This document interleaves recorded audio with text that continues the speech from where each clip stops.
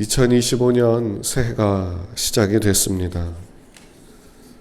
지난주일에 살펴본 대로 길갈에서 이스라엘 백성들이 가나안 땅을 앞두고 이제 여리고 성을 점령하러 가기 전에 하나님께서는 그들로 하여금 하나님이 주시는 큰 축복을 받게 하기 위해서 그 길갈에서 할례를 행하게 함으로 그들을 묶고 있던 모든 애굽의 수치들을 다 씻어 주고자 하셨습니다.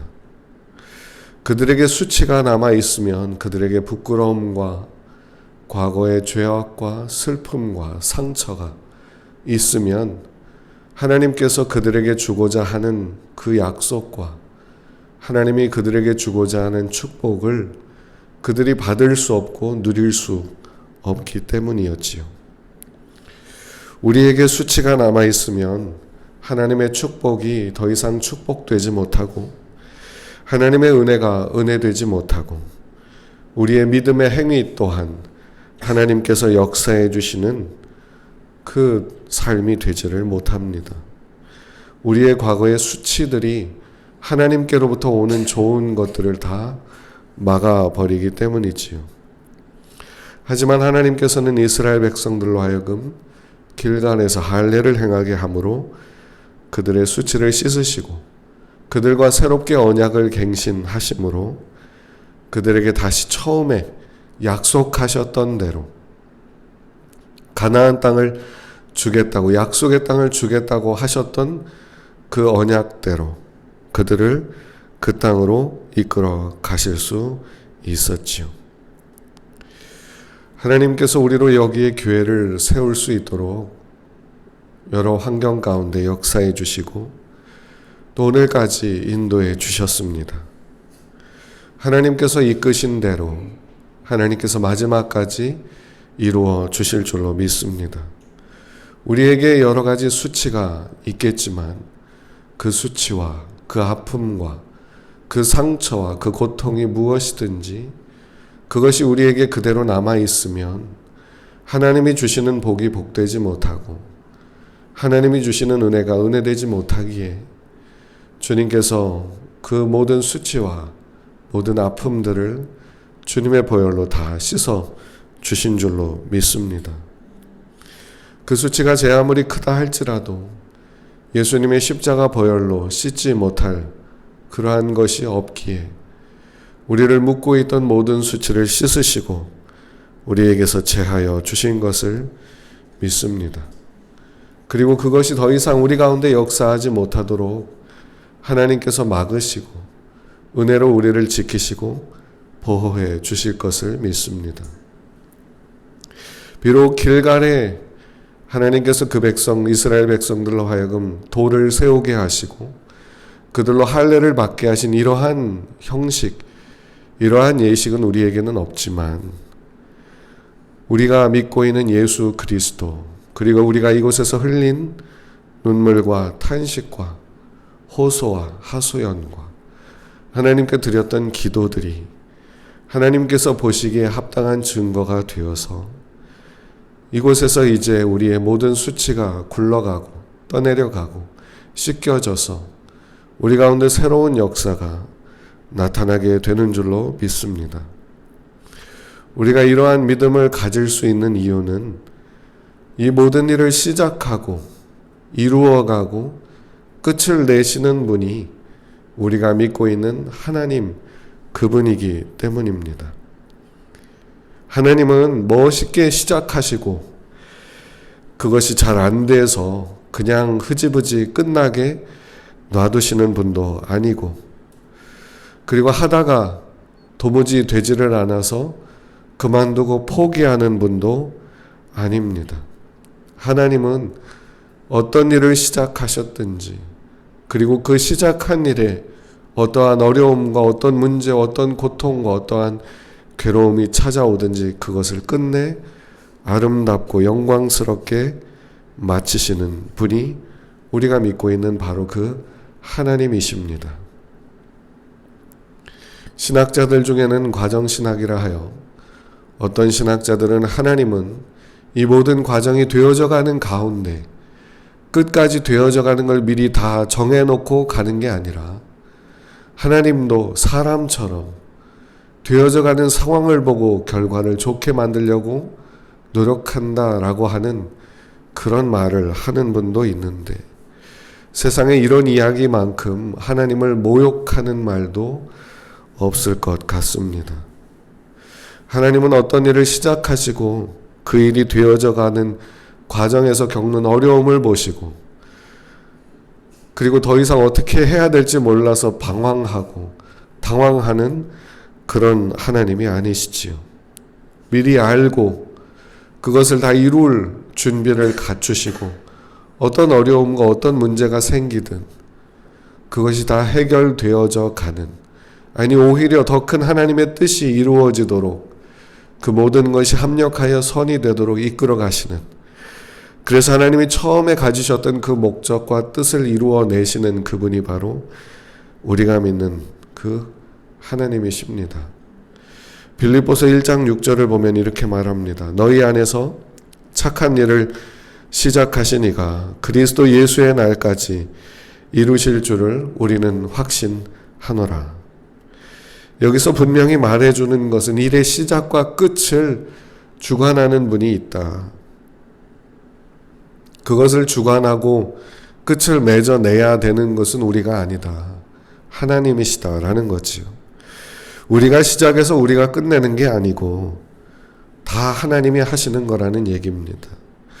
하나님이 시작해서 우리가 끝내야만 하는 그런 것도 아니고, 우리가 시작해서 하나님이 끝내주셔야 되는 그런 것도 아니고, 하나님이 시작하시고 하나님이 끝내시는, 마치시는 것이라는 말이지요.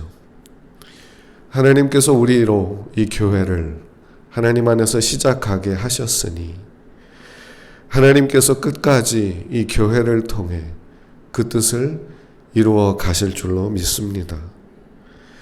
이스라엘 백성들이 하나님의 부르심을 받아 시작을 했으나 그들의 죄악과 더러움과 추함과 불순종으로 인해서 하나님은 그들을 가나안 땅으로 그대로 데리고 가실 수 없어서, 그래서 그들을 버리신 것이 아니라 그들로 할례를 행하게 함으로 다시 언약을 새롭게 하시고 그들을 그 언약 그대로 또 이끌어 가셨습니다. 그처럼 우리의 부족함과 허물과 죄악과 더러움이 있다 할지라도 그렇다고 해서 우리를 버리시는 것이 아니라 우리를 그 보혈로 새롭게 하시고 처음에 주셨던 그 말씀 그대로 또 그 약속을 따라 우리를 이끌어 가시는 줄로 믿습니다. 이것을 위해서 우리에게 하나님이 요구하시는 것은 믿음이지요. 오늘 본문은 예수님께서 제자들을 보내셔서 주님이 그동안 홀로 하셨던 사역을 그 제자들에게 맡기시는 장면입니다. 제자들을 보십시오. 지금 하나님 앞에서 온전하게 행해서 믿음이 아주 뛰어나서 하나님께서 그들에게 무엇을 맡겨도 할 만큼 준비가 된 상황이 아닙니다. 14절을 보면 예수께서 그들에게 나타나사 그들의 믿음 없는 것과 마음이 완악한 것을 꾸짖으시니, 여전히 믿음이 없고 여전히 마음이 완악하고 여전히 하나님 앞에 부족하고 여전히 예수님께서 하셨던 일을 맡기에는 너무나도 흠이 많습니다. 그런데도 예수님은 그들에게 그들의 믿음 없음을 꾸짖으시고 마음이 완악함을 꾸짖으시고 곧바로 뭐라고 말을 하냐면 믿는 자들에게는 이런 표적이 따른다. 이렇게 말씀하시면서 여전히 너에겐 부족함이 있고 여전히 너에겐 흠이 있고 여전히 너에겐 연약한 것이 있지만 믿으면 된다. 믿으면 된다. 이렇게 말씀을 해 주시는 거죠. 예수님은 그들이 제자들이니까 제자니까 나가서 하면 뭐든지 될 거야. 이렇게 하는 것도 아니고, 너희는 나와 오래 지냈으니까 이제 잘 해낼 거야. 그것도 아니고, 나를 잘 아니까 친분이 있으니까 잘할 거야. 이것도 아니고, 너희가 그동안 나와 함께 있어서 성숙해져서 실력이 갖춰져서 할 수 있는 거야. 이렇게도 아니고, 여전히 부족하고 여전히 실력이 없고 여전히 흠이 있고 여전히 예수님과 그렇게 오래 지냈어도 예수님을 잘 몰라도 그런 것들이 전혀 주님의 일을 맡는데 방해되지 않고 그들에게 요구되는 것은 오직 믿음뿐이라고 주님이 말씀해 주고 계시지요. 그래서 믿는 자들에게는 반드시 이런 표적이 따른다. 그렇게 말씀하시면서 그들이 온전한 믿음을 가지고 그들의 삶을 마주대야 할 때에 주님께서 그 따르는 표적으로 그들의 하나님의 말씀을 증언하시고 확증하시는 것을 보여주려 하시는 거지요. 예수님께서 당부하시는 내용은 그동안 예수님께서 혼자 사역하시던 사역의 내용이었습니다. 귀신을 쫓아내고 뱀을 집어 올리고 사탄을 물리치고 무슨 독을 마실지라도 해를 받지 않고 병든 사람에게 손을 얹은 즉 낫는다고 하는 것은 복음을 전하시면서 예수님께서 행하셨던 모든 사역의 내용들이었고 이제 그러한 사역들을 예수님께서 제자들의 손에 위임해 주시는 거지요. 이렇게 위임하시면서 주님께서 따르는 표적으로 역사에서 그들이 전하는 복음, 하나님의 말씀이 정말 그대로 되어지는 것을 보여주려 하시는 겁니다. 그래서 성령을 받은 제자들이 나가서 말씀을 전할 때, 복음이 전해질 때에, 말씀이 선포될 때에 주님께서 그곳에 역사하여 주셔서 그들이 전하는 말이 하나도 빈말이 아니고 그들이 주님의 말씀대로 행하는 모든 사역들이 하나도 빈 껍데기 같은 일이 아니라 열매를 맺는 역사를 일으키는 일이 되도록 해 주셨습니다. 우리가 예수님을 믿고 있고 성령께서 우리 안에 계시니 이제도 우리 안에서 이 제자들에게 일어났던 것과 같은 그러한 사역이 우리 안에서도 이루어지게 될 줄로 믿습니다. 길갈은 모든 수치가 떠나간 곳이기도 하면서 그동안 그들이 먹던 만나가 그친 곳이기도 합니다. 이스라엘 백성들은 광야를 40년 동안 걸어오면서 그들이 스스로 곡식을 재배할 수 없었기 때문에 농사를 지을 수 없었기 때문에 하늘에서 주님이 내려주시는 만나를 먹으면서 지내올 수밖에 없었습니다. 그날 하루 먹게 하시는 만나를 먹으면서 그날 먹고 그날을 살고 아침에 나가서 만나를 거두고 그날을 살고 이렇게 살던 일을 계속하다가 길갈에 이르르면서 그들이 비로소 그 땅에서 나는 곡식을 먹게 되었고 그 땅에서 나는 음식을 먹게 되었고 그러면서 만나가 그치게 되었습니다. 이 말은 그들의 수고와 그들의 노력과 그들의 땀 그것이 드디어 결실을 맺게 되어 그들이 행한 행동과 그들이 행한 노력과 수고에 그에 걸맞는 열매를 맺게 되었다는 것을 의미합니다. 하나님께서 이스라엘 백성들의 수치를 씻으시고 길갈에서 비로소 땅에서 난 것을 먹게 하심같이 예수님께서 십자가를 짊어지고 죽으시고 부활하신 후 제자들을 정결케 하시고 그들에게 사역을 맡겨 그 일을 감당하게 하심으로 비로소 열매를 맺게 하심같이 하나님께서 우리의 사역에도 복을 주셔서 이 사역의 장소에서 맺게 되는 열매로 먹게 하시고 주님의 사역을 감당하는 것에 따르는 표적으로 역사해 주셔서 주님의 복음 전도 사역이 우리 가운데서 이루어지게 되는 것을 보게 해 주실 줄로 믿습니다. 이를 위해서 우리는 믿음으로 끝까지 행해야 되지요. 믿음을 저버리고 넘어지면 안 된다는 겁니다. 길갈은 하나님께서 그의 사람들을 불러서 일을 시키셨던 곳이기도 한 반면에 일을 시켰던 그 사람을 그곳에서 추방하고 쫓아내신 곳이기도 합니다. 바로 사울 왕이지요. 하나님은 이스라엘 백성들의 첫 왕 사울 왕을 길갈에서 세우셨습니다. 길갈에서 왕으로 세움을 받아서 그 백성의 첫 번째 왕으로 그들을 섬기게 하셨습니다. 그런데 이 사울 왕이 하나님께 대한 불순종과 불신앙과 하나님을 믿지 않음으로 말미암아 길갈 바로 그곳에서 사무엘 선지자로부터 하나님께로부터 버림받는 말씀을 듣고 말게 되었지요. 사무엘 선지자는 사울 왕에게 블레셋과의 전쟁을 앞두고 자기를 기다려라 얘기를 했습니다.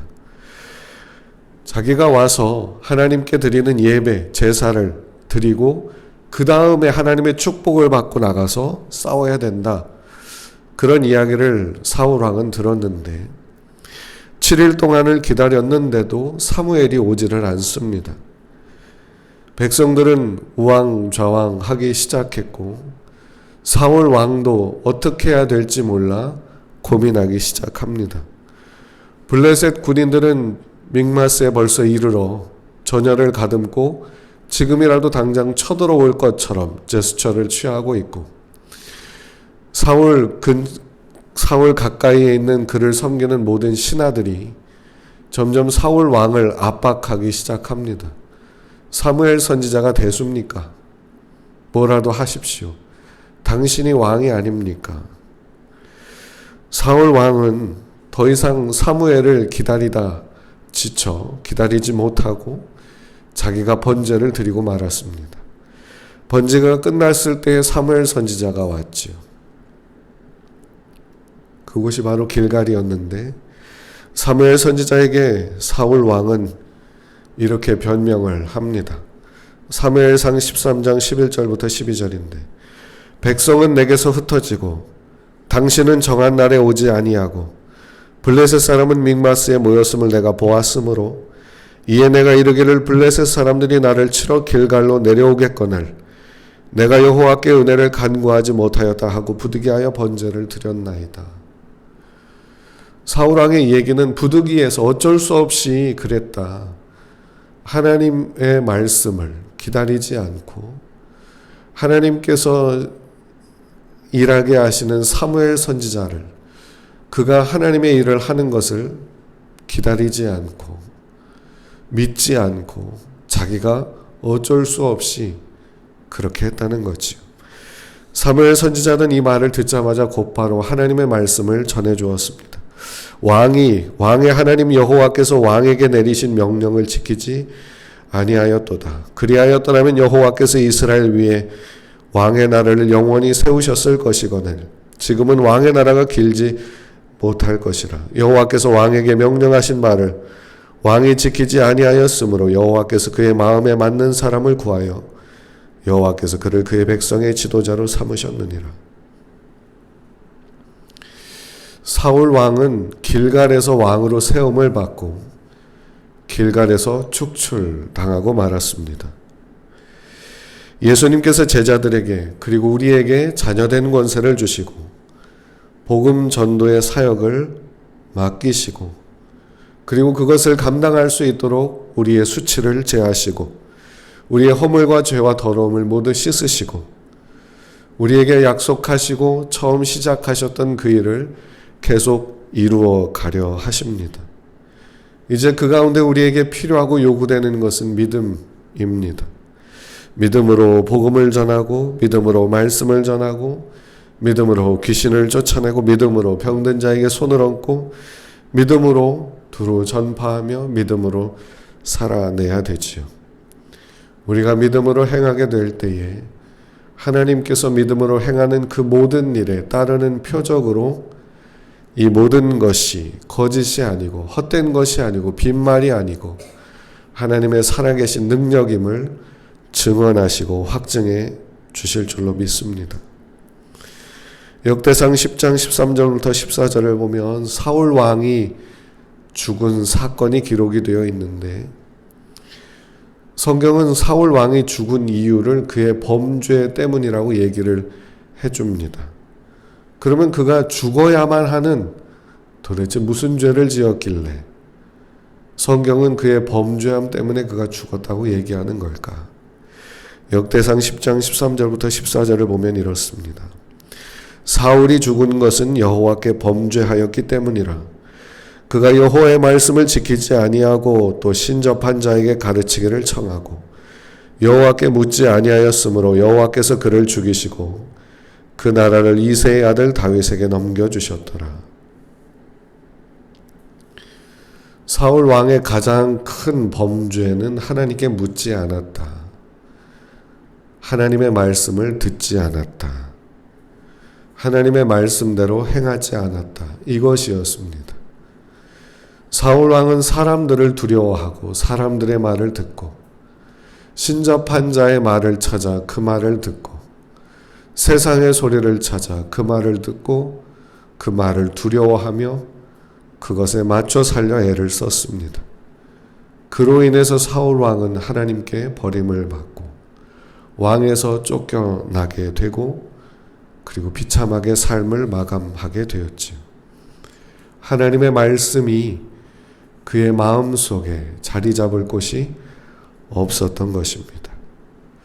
만일 우리가 우리 안에 하나님의 말씀을 두고 그 말씀을 믿음으로 붙잡고 성령의 인도를 받아 그 말씀을 따라 살아가게 된다면 우리 안에서 착한 일을 시작하신 하나님께서 끝까지 그 일을 이루어지도록 역사해 주실 것입니다. 우리에게 부족함이 있고 연약함이 있고 못난 점이 있어도 성령님이 계신데 예수님께서 그 보혈로 우리를 씻고 정결케 해주시는데 우리가 끝까지 가지 못할 이유가 어디에 있겠습니까? 하나님께서 우리를 끝까지 이끌어 주려고 모든 걸 다 준비하고 계신데 만약에 끝까지 못 간다면 우리가 믿지 못해서겠지요. 하나님께 묻고 모르겠으면 하나님의 말씀을 붙잡고 기다린다면 하나님께서 그 말씀을 따라 우리를 이끄시고 끝내 그 뜻을 성취하도록 역사해 주실 줄로 믿습니다. 우리의 사역과 우리의 모든 삶은 하나님의 손에 있고 하나님께서 주관하고 계시기 때문이지요. 우리는 우리에게 주어진 삶의 자리에서 사역의 자리에서 우리가 할 일을 믿음으로 해내며 살아갈 뿐입니다. 우리가 할 수 있는 대로 상황이 되어지는 대로 우리의 마음속에 감동이 되어지는 대로 해나갈 때 하나님께서 그에 따른 열매를 거두게 해 주실 것입니다. 전과 달리 하나님께서 우리의 사역이 사역 되게 하시고 믿음이 믿음 되게 하시고 우리의 수고와 노력의 열매를 거두게 해 주실 줄로 믿습니다. 만나도 하나님께서 내려주시는 것으로 그걸 먹고 사는 것도 대단한 하나님의 은혜이지만 그 땅에서 나는 곡식과 열매를 먹는 것 또한 하나님의 큰 축복이요 은혜입니다. 하나님께서 우리에게 채워주시고 만나처럼 어디서 올지 모르게 어디서 오는지 모르게 언제 채워질지 모르게 살아가는 것도 하나님께서 어떻게든 채우셔서 사는 것도 은혜요 축복이지만 우리의 사역 가운데 열매 속에서 우리가 살아가는 삶의 자리에서 여기에서 우리의 수고와 노력과 땀에 그에 걸맞는 것을 거두게 하고 그것으로 먹고 살며 그것으로 하나님께 영광을 돌리며 그것으로 우리의 삶을 살아내게 되는 것 또한 하나님이 우리에게 베푸시는 큰 은혜요 축복인 줄로 믿습니다. 하나님께서 말씀에 따르는 표적으로 우리 가운데 그분의 살아계심을 증거하시고 보여주실 줄로 믿습니다. 그 따르는 표적으로 우리의 선포하는 말씀이 우리의 기도하는 말씀이 말씀을 통하여 기도하고 아뢰는 모든 것들이 결코 땅에 떨어지지 않고 우리의 믿음과 우리의 순종이 결코 무위로 돌아가지 않고 열매를 맺게 하시고 결과를 갖게 하시고 그에 걸맞는 하나님의 역사를 보게 해 주실 줄로 믿습니다. 올 한 해 2025년도에도 우리의 삶 속에 어떤 어려움과 어떤 고난과 어떤 힘든 일들이 우리에게 찾아올지 알 수 없으나 하나님께서 우리에게 복을 주시고 우리의 말씀 가운데 열매를 맺게 하셔서 이 교회를 채우시고 영혼들을 보내시고 부흥되게 하시고 우리의 삶을 형통케 하시고 하나님의 뜻을 이루게 하시고 주님이 우리를 불러 데리고 가실 때까지 하나님께 영광이 되는 삶을 살도록 하나님께서 잘하였도다 착하고 충성된 종아 라고 말씀하실 정도로 우리가 하나님 앞에 그렇게 열매를 맺는 삶을 살도록 역사해 주실 줄로 믿습니다. 우리의 삶이 그렇게 되도록 우리가 만들어야 되는 게 아니라 하나님이 그렇게 확증시켜 주시고 하나님이 우리에게 그렇게 확인시켜 주실 줄로 믿습니다. 세상이 돌아가는 것과 세상의 일들이 되어지는 것과 전혀 상관없이 하나님의 능력이 우리와 함께하며 하나님의 복음이 우리와 함께하며 성령의 임재가 우리와 함께하며 성령의 역사가 이 가운데 나타나게 될 줄로 믿습니다. 그래서 구원의 역사가 일어나고 영혼이 살아나고 질병에서 벗어나고 귀신이 쫓겨나가고 그래서 영혼이 살아 하나님과 함께하고 예수님의 신부로 온전히 세워져 가는 그런 구원의 역사가 우리를 통해 일어나게 될 줄로 믿습니다. 이것을 믿고 2025년도에도 믿음의 발자국을 한 발자국씩 내디뎌 끝까지 하나님의 말씀을 붙들고 고군분투하며 기도하며 이 길을 끝까지 걸어갈 수 있는 저와 여러분들이 다 되실 수 있기를 주님의 이름으로 축복합니다.